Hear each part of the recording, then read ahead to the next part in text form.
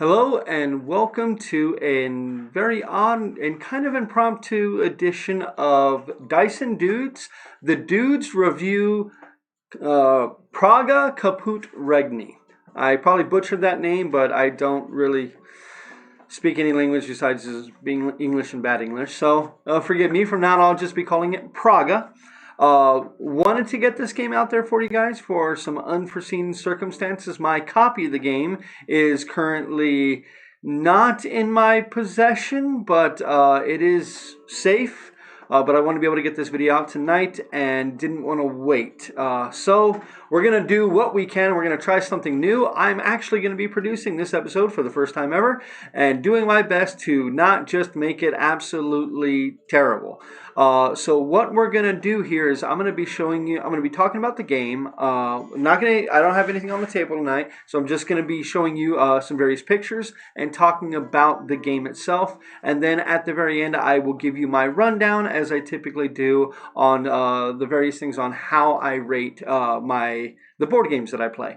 So stick with me. I'm pretty new at this whole producing thing. The video shouldn't take too long tonight. It'll probably be a quick one, but let's take this journey together because it's going to be a weird one. All right, so let me go ahead and switch on over. So this is looking at the main board of Praga. It is quite the table hog. It takes up quite a bit of space, but as you can see, it is very colorful, it's bright, it's vibrant. There's a lot of iconography on the board, which can throw some people off and just make some people kind of feel standoffish about the game because of how complicated it looks, but bear with me, it is not nearly as complicated as what you think it is. It just comes down to how you really attack this game. So let's go ahead and let's talk about this. So right here, as I said, you see the full board. Basically what you're going to do on your turn is you are going to take an action.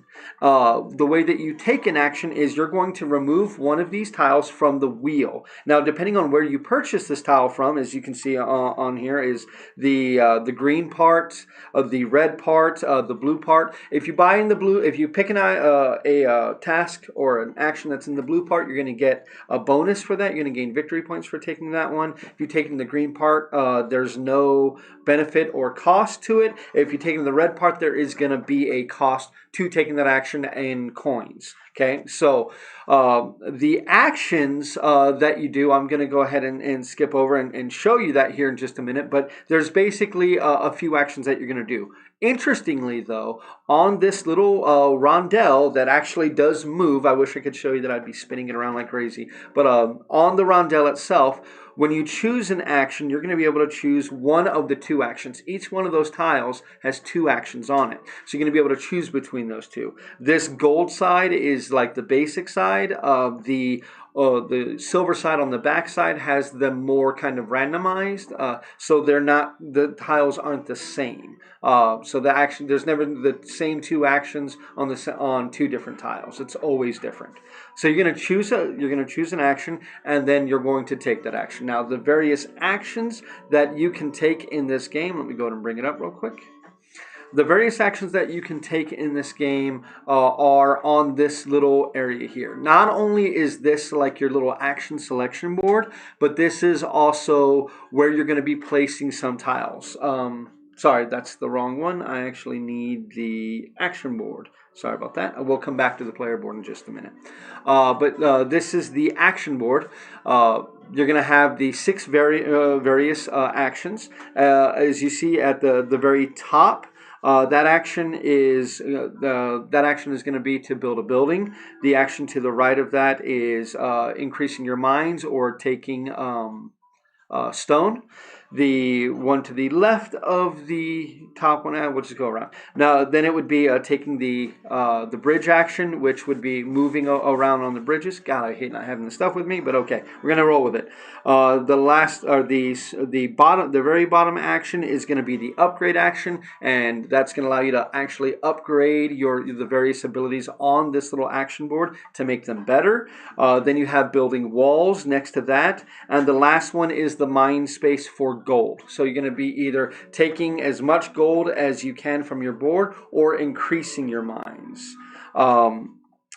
Just realize that there is a lot to Praga. There is going to be a lot to it. I'm not going to explain every single rule. I am just going to kind of wing this because typically I have everything in front of me and I'm more tactile than this, so I'm going to do my best. But I'm not going to go through everything, but I am going to try to hit the highlights of it. So we've chosen an action there. These are the various actions that you can take, and then you're going to take that action. When you build a building, you are going to, let me see if I can find that real quick. You're going to be building a building, and you're going to be building them around these plazas, okay? And you're going to be trying to section off these plazas. So the plaza is this tile in the middle that has the 2 windows and the egg on it. And yes, eggs are a thing. There's a whole story behind it. I won't spoil that for you, but there is a really cool story in the book of how eggs were really important to building the bridge in Praga. I'll let you check that on your own, though. But these various tiles that are around this plaza, they are going to give you various benefits for building them. The one that you can see at the bottom right of the board, it costs you 2 stone and 2 gold to place it. But when you place that one down, you're actually going to get to increase your stone mines. So your quarries, I guess that would probably be a better word to use. You're going to get to increase your quarries for placing that one there. And interestingly enough, if the tile has an opaque square space, it's for your ownership of that tile. And when whoever places the final tile around this plaza to completely section off to where there's no more free tiles around it, you will gain a benefit from that tile. Depending on if you're first or second, everyone will get the top bonus, while the first, the player who owns the majority of the space around it will gain the bottom bonus on that center plaza tile as well. So in this case, it'd be 2 windows and an egg. So that's pretty cool. That's pretty interesting. So there is a bit of majority happening. There is a bit of area control happening on the regular city map. Moving on from there, we're going to go and look at the player board now. No, that's the wrong one. We're going to look at the player board now. Told you I'm terrible at this. The player board is very, very interesting. It does have the 2 rondels. Those are going to keep track of what your current level of stone and gold is. Gold on the left, stone on the right. The center area there beneath those 2 little turntables is going to be your level of stone and your level of gold. The position you see currently on the screen is the starting position for the game. It will move further to the right and give you more for it. And you will also unlock other bonuses that you'll be able to take scoring tiles and things like that you'll get to add to those in order to increase how good that action is for either taking stone or for taking gold. So you can improve those actions as you go. On the right-hand side is going to be your technology track, and it's going to be your university track. That's going to be the technology track will obviously give you technologies as you go up that track, levels 1 through 4, which can improve the actions that you take in the game and can give you more victory points at the end of the game. And the university track is a multiplier for victory points from your technology track. You'll take those together, multiply them, and you will gain victory points for those tracks at the end of the game. Making sure. Okay, cool. No comments yet. All right, cool. Probably not going to be any comments on this one. This video will go up most likely. Most people won't see it until it goes up later, but that's okay. So moving on from there, we're going to talk about one of my favorite parts of Praga is going to be the what I'm going to call the castle and cathedral. It has a specific name. I don't want to get the name wrong, but on the left-hand side, you're going to see that it has the castle, and the right-hand side is going to be the cathedral. That's going to be denoted by a blue castle symbol and a red cathedral symbol that you'll find on various tiles. Whenever you gain one of these, you're actually going to move your color cube to the left or to the right, to the left if it's the castle, to the right if it's the cathedral, and you're basically trying to move up that chess-like board that you see. You want to try to get up as far up and out as you can from your starting position. That's going to give you a lot more victory points. It's going to give you bonuses when you get there. There's going to be lots of ways that you can use windows and things like that to move up. You're going to gain from taking certain tiles and things like that. You're going to be able to move out. And at the end of the game, depending on what your position is, to the furthest right, you're going to multiply that by how many either red tiles or blue tiles that you have, depending on if it's the castle or the cathedral, and you're going to gain victory points for that. So you've heard me talk a lot now about pretty much everything in this game giving you victory points, and we're going to talk about one more. So as you're moving along through Praga, you're going to be moving along this track. I'm going to focus on the majority of the track is the bridge. So the bridge is a whole other section of the game that you guys will see here. When you move along the pathway and you're having to pay certain costs in order to do that, and always using eggs to get an additional bonus to do that, when you make it to the bridge, you're going to get to take one of those silver tiles and you're going to place it on the bridge, and that will give you the two benefits that are on the bridge. Later on, if you're able to move again to the gold section, to the last section of the bridge, you actually will put yourself on the bridge itself. You'll take one of the gold tiles and put that tile on the bridge and gain the benefit thereof as well. So there's going to be a lot of victory points and things like that for moving on to the bridge, as well as moving along the path. So I told you a lot about various actions that you do. There's a lot to the game, and it can seem like it's a little confusing. But let's go ahead and look at the full board real quick, and let's talk a little bit more about what this is. Okay, so Praga is a game that wants you to play it over and over. It's a game that you're going to get better at the more you play it, so it does increase in the amount of satisfaction you get with the number of playthroughs that you'll do for the game itself. It is going to be a little difficult at first. There is some iconography in that you need to learn. Thankfully, the rulebook is done very well. That it'll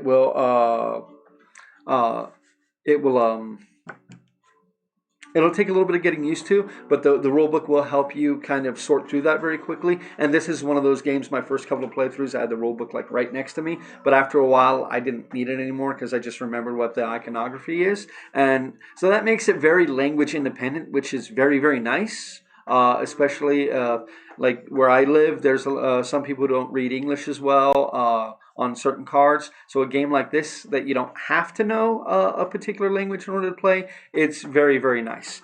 You can see that, like I said, there's a lot going on the board itself. You've seen that there is the rondelle of tiles, which I haven't even gotten into the really cool part of that one, which I will here in a minute.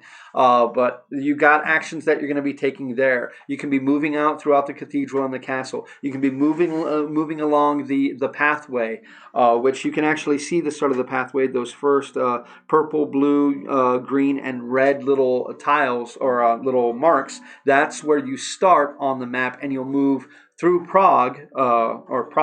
You'll move through Praga going towards the bridge. So you can gain victory points for there. You can gain victory points, again, for moving up the cathedral and the castle, as I just said. You can gain victory points for placing buildings in neighborhoods. You can gain victory points for upgrading your tiles, and upgrading your actions, and getting more action tiles. You can also gain victory points for building walls, which I'll show you real quick, around your action board. So on your action board here, you're going to see that it's got those 3 gray tiles along the bottom. Those are wall tiles. And those wall tiles will give you points. If you take a look at them, you can see where there's 2 of those red points that are touching. What that means is when you touch those points together, you get one of those red tokens I was telling you about, which can give you victory points at the end of the game if you've gone up the cathedral track, or if you've gone to the right of the cathedral track, excuse me. You can also gain victory points if you have a minimum of 3 of the walls built. You can gain victory points for that. So every avenue of the game has the option of making victory points. The big thing about Praga is you don't want to focus on any one thing. You don't want to focus on everything. You want to narrow your focus down to one, two, maybe a third option. But if you're going to be going along the path, you want to hit gold. If you can hit gold, you're going to get a lot of victory points. If you're going to focus on the cathedral or the castle, you want to focus on that one as hard as you can and get as many of those colored tiles as you can to maximize your points. If you're going to build walls around your action board, you want to build as many walls as you possibly can. You really want to fill that up as much as you can to gain more victory points, because you're going to gain victory points just for the number of walls that you make. Same thing with putting buildings out. You're going to gain victory points for that. The more areas that you have filled out, the more victory points you're going to get, which is really, really nice. So it is a game that really wants you to try a different strategy each time that you play. And with the variety of building tiles, the variety of upgrade tiles, and the variety of wall tiles that come out every game, then there's a lot of options. And halfway through the game, you move from the first age to the second age, which just improves the quality and the cost of the buildings, the upgrades, and everything else. You also have special buildings. Those can be difficult to build because you have to take the action at the right time. So if we look back here at the wheel, you're going to see when you take a tile, if you see where it connects, there's actually a bonus scoring or a bonus action that you'll gain. You'll gain a benefit for taking a particular action.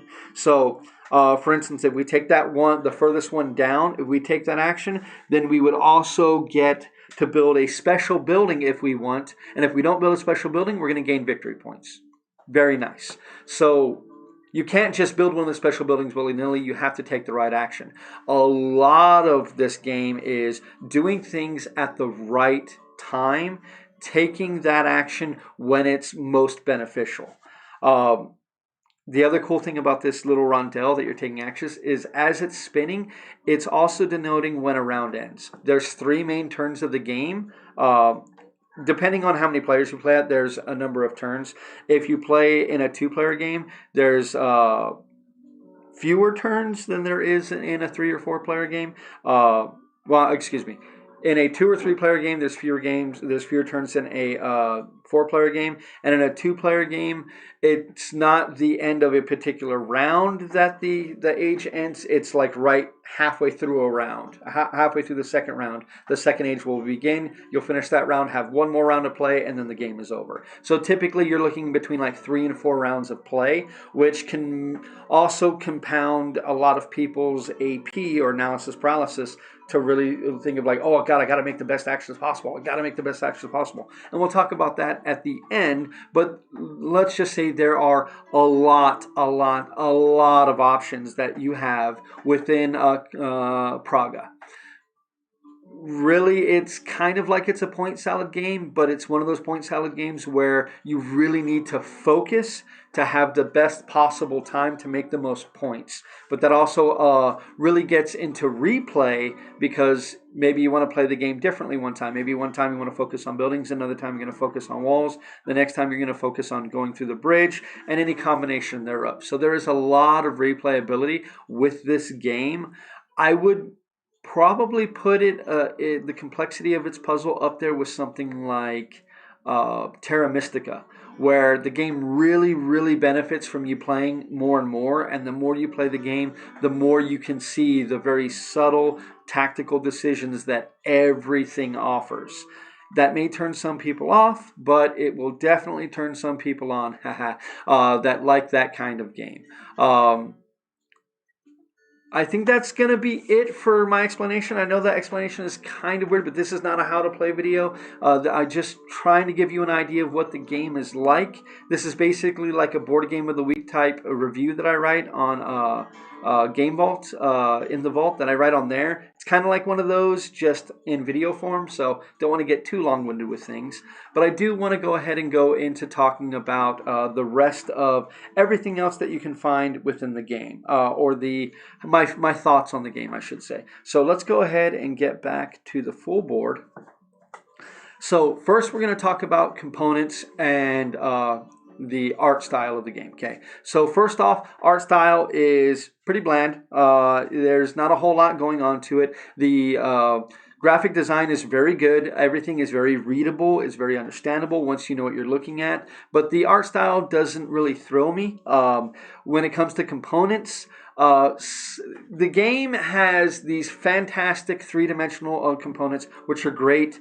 But in a four-player game, if everybody's sitting around the table, it can be hard for one player to see into the castle and cathedral. Luckily, you can remove those, and the grid is still on the game board itself, which is nice, but at the same time removes the 3D pieces, which is kind of some of the allure of the game. And then the rondels, the movable wheels on both the player boards and on the game board, they're just not quite lined up properly. They work well, or at least they work adequately, but they don't. It's not perfect. So it's going to be really.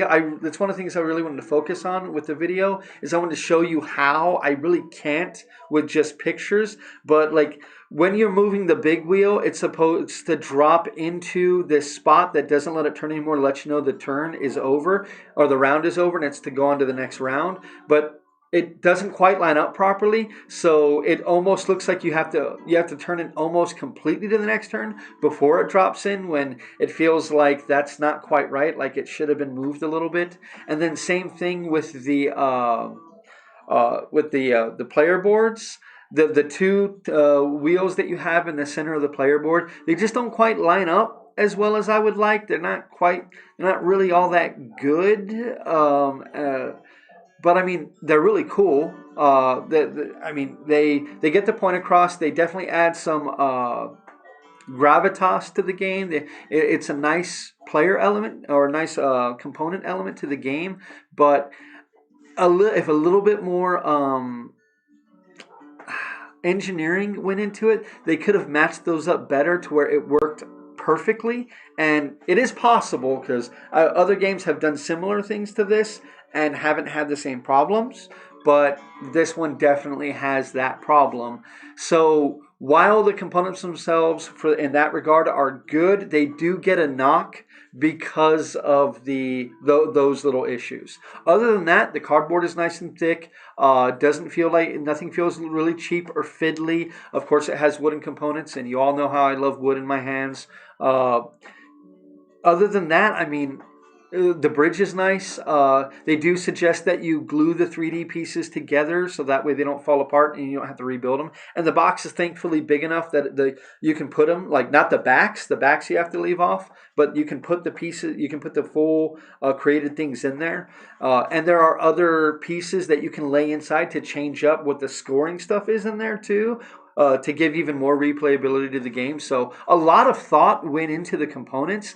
It's just that one knock of like, you had a great idea, Praga. You really did. It's just you missed the mark just a little bit. You aimed for the bullseye and you hit a 20. Still good, but not quite a bullseye. So when it comes to the art, which does the game really no favors, especially with how busy and big the board is. I got to give components on this one a B minus. They're not bad by any stretch of the word, but they're much less than they could have been. Like, even the tiles being just a little bit smaller, there's a lot of negative space in there that they didn't really need. They could have cut down on the size of the board. I mean, I play on a standard size gaming table. It's about a 3.5 by 3.5 feet, and that eats up the entire table. I mean, it was really hard. Like, we were having to have like a little book on the side to give us a little more extra space that we could build around it. It eats up so much room, and I could not play Praga on my own table at home that I play my games on more than 2-player, because there's just not enough room. There's so much to the game. The game has so many components. There's just too much. That definitely has to give it a knock. So when it comes to components and art, I sadly got to give this one a B minus. When we look at the rules complexity and the teach, this one, again, the rules can seem a little overwhelming just with the amount of information that's on the board. But with a game like this, it's all about focus. You just got to focus on the individual components to see what the rules are, where the rules differentiate themselves to make life easier on yourself. So the game itself is not super complicated. The rulebook is pretty good. It's not the best, but it is pretty good. It answered pretty much every single question I had. I didn't really get hung up on any unanswered questions that I ran through in the 5 playthroughs that I've had of Praga since making this video, and I'll probably have another one tonight. I like to follow these up always when I get home by playing the game again to make sure if I missed anything, or if I changed any of my thoughts or anything. But didn't really leave me with any unanswered questions or anything like that. But again, it's one of those things of this one could be difficult to teach to anyone who is transitioning into heavier games. It does have a lot going on, and you would really need to make it clear that you do not want to just focus on on everything. You need to pick your battles in this game. You got to pick one or two things and go that route. You don't want to get hung up on the minutia of everything. Like, you may not, if you're not going to move along the pathway, you don't care. Like, don't even bother with that. It's not going to affect you in the game.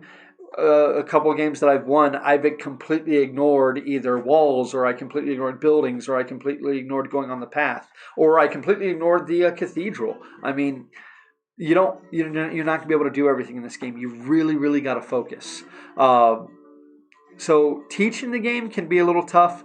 Luckily, the people that I would introduce this game to are more gamers, so they could get the concepts, because all of the concepts in this game exist in other games. So you could easily oh, okay, that's like Trajan. Oh, okay, that's area control. Oh, okay, this is this is resource management. Oh, okay, this is the action selection part. Like, oh, all right, okay, I got this. But if this is going to be like one of your first games into a heavier style game, then this one may hit you with the analysis paralysis pretty hard. I mean, it really could. But we'll get into that in just a second. So when it comes to the teaching the game, I would actually give this one a solid B.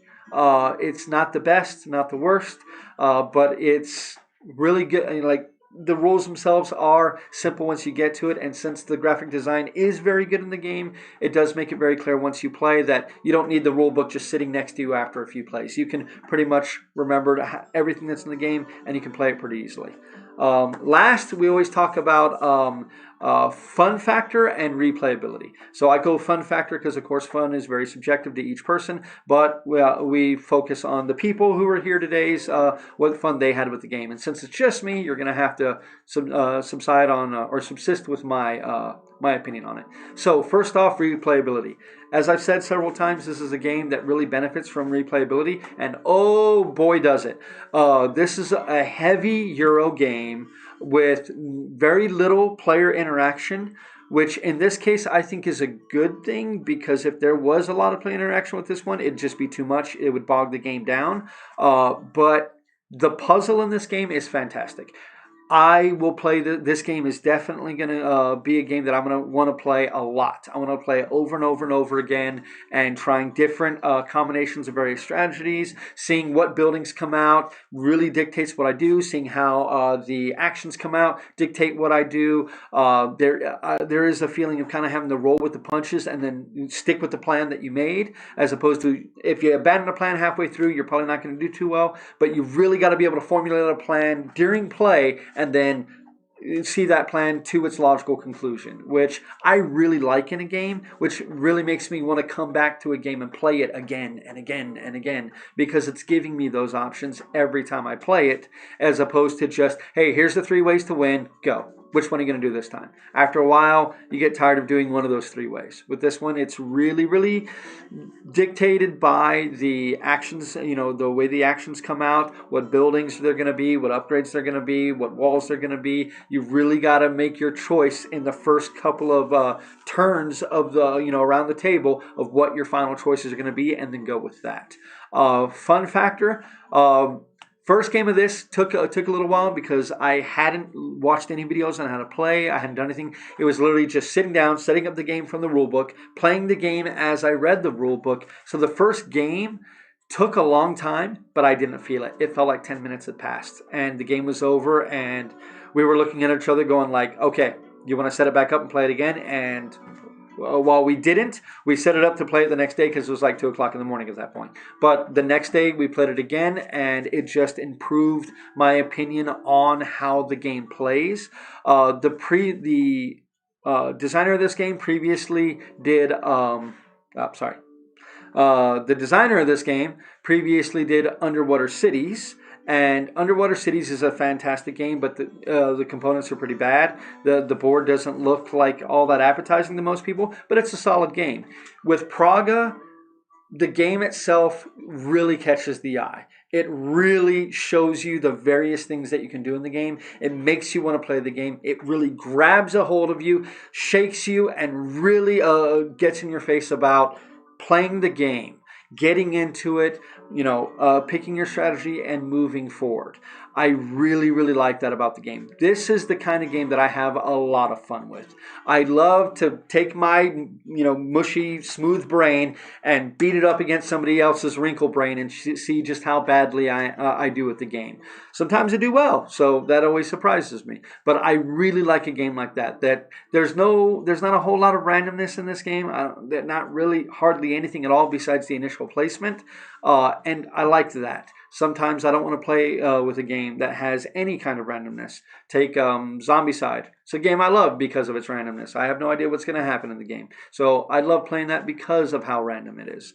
If I'm playing a game that I want to focus on the tactics involved in it, like Terra Mystica, which is a game I love, then yeah, it's a game that I want to see that my choices are what's going to change the game, especially once I start playing, and not too much of just, ooh, wicked, weird random card came up, and oh, now, okay, I got to completely react to this instead. That doesn't happen in this game. This is a game that you're going to be focusing on the plan that you've put out. Really, really like it. Had a fantastic time with the game. Played it, again, I like to play a game minimum 5 times before I sit down and do a review of it. Played this one 5 times, and I cannot wait to sit down and play it a 6th time. So for me, for replayability and fun factor, this one gets an A+. Solid A+. Really, really like it. Fantastic game. I really liked Underwater Cities, but again, it was one of those things of the components and everything kind of turned me off. But I mean, especially nowadays, this is 2021. If you're going to make a board game and you want it to be a success, bad components are no excuse anymore. I mean, if I myself can purchase everything I need to make a prototype game that would look good, then a company has absolutely no reason to fall short on that. There's no reason for that. You should be able to put out a product that looks as amazing as it plays. And this game plays even better than it looks. And it still looks pretty dang good. So overall, I'm going to give Praga a score of A. So for me, the replayability and the fun factor overshadow completely any of the quibbles that I have about component quality or board space or table space or anything like that. That's at the end of the day, that's the most important thing for me, is that I have fun playing it, and do I want it to play it again and again? Is it going to make it back to my table again and again? Yeah, this one is definitely up there for me. So for me, Praga is definitely well worth playing. Fantastic Euro game. If you absolutely love Euro games, or if you're looking to get into heavy games, this is a fantastic choice. Thankfully, there are a few copies floating around. I know you can find a couple over at Game Vault on Montana. This is in El Paso. If you're not watching in El Paso, then you can go to their website, Game Vault El Paso. You can head to their website and you can buy from them, and they'll ship it out to you. But if you're in El Paso, definitely head on down there and have a look at it and see, hey, this game is fantastic. To end today's video, because I'm pretty much done talking about Praga, I wanted to talk to you guys about what our next review should be. Now, the missus and I have decided that we're going to be playing Spirit Island for Valentine's Day, and I was wondering, would you rather see a video of us, or the dudes reviewing either Spirit Island, or would you like to see a brand new game that I just picked up not too long ago called Paleo? Both of the games are a cooperative experience. Spirit Island is on the much heavier aspect of the stream of that scale, while Paleo, the mechanics are simple but the choices are deep. Both games I like, but Spirit Island is in. I have three favorite co-op games, and those are Pandemic, Robinson Crusoe, and Spirit Island. Hands down, nothing else has even come close. I absolutely love those games for cooperative games. So if you want to see us talk about Spirit Island and do a overall review of that, or if you'd like to check out Paleo and have us do a watch through of us playing Paleo and doing a review, or us doing a playthrough of Spirit Island and then reviewing it, definitely let us know. I mean, I'm kind of spilling the beans with Spirit Island, but I'll tell you why it's one of my top three favorite co-op games of all time. Can't tell you where it lands in that top three, but it's definitely in the top three. Yeah, other than that, I think that's going to go ahead and do it for us today. If you like, you can answer the question by leaving a comment on this video on YouTube, or you can send us an email. I can go ahead and bring that back up real quick. So we should have the email right down here, or you can send us. You can tweet at us. I mean, I don't use Twitter, so. Somebody will see it though. One of the dudes will see it and they'll let me know. But yeah, definitely let us know what you guys want, what you guys want to do, what you guys want to see, and we'll start posting. We'll actually post this one on Facebook too, and Instagram to see if we can get more you guys more involved in what type of games we play here at the channel. I think that's going to go ahead and do it for us tonight. We won't typically do board game reviews like this. I like to have the game out in front of me so I can really get into in depth, and I really feel like this video doesn't do Praga the justice that I want the overall review to show. It is a great game and definitely worth your time, and it's in my collection, and it's staying in my collection. Fantastic game. Really, really love it. A is hard to come by for me. Like not many games get A's from me, so very, very good. I hope you all have enjoyed the video today, and if you want to see more content like this, but not as weird as this one, with actual board game on the table, definitely let us know in the comments below. We will be back on Wednesday with episode 45 of the Guns of Roll. I hope you join us for that too. So everybody, remember my dudes, keep rolling dice. Good night, everybody.